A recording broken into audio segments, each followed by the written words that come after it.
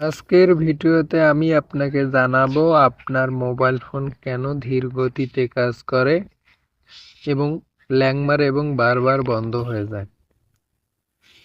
এই সমস্যাটি মূলত দুটি কারণে হয়ে থাকে। এক নাম্বার কারণ হলো যে আপনার মোবাইল ফোন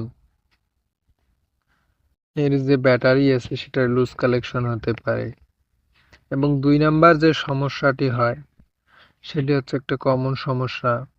মনে করেন আপনার ফোনের 2 GB র্যাম বা 6 GB র্যাম ধারণ ক্ষমতা, এখন আপনি অডিও ভিডিও ডকুমেন্ট দিয়ে 6 GB র্যামে পরিপূর্ণ করে রেখেছেন।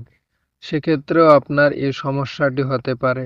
এক্ষেত্রে আপনাকে এর সমাধানের জন্য যে কাজটি করতে হবে তা হলো যে আপনার মোবাইল ফোনে যেহেতু 6 GB র্যামের ধারণ ক্ষমতা, সেহেতু আপনাকে 4 GB পর্যন্ত পরিপূর্ণ করতে হবে অডিও ভিডিও বা ডকুমেন্ট দিয়ে।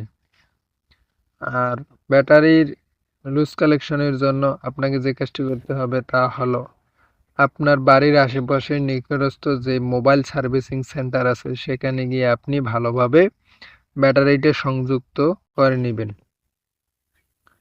তারপরেও যদি কাজ না হয় সেক্ষেত্রে আপনাকে যে কাজটি করতে হবে তা হলো আপনার মোবাইল ফোনটিকে রিসেট করতে হবে।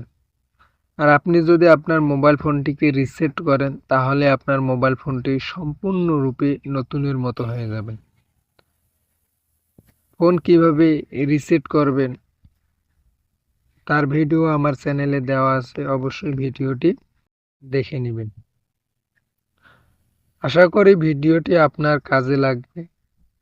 Thank you very much.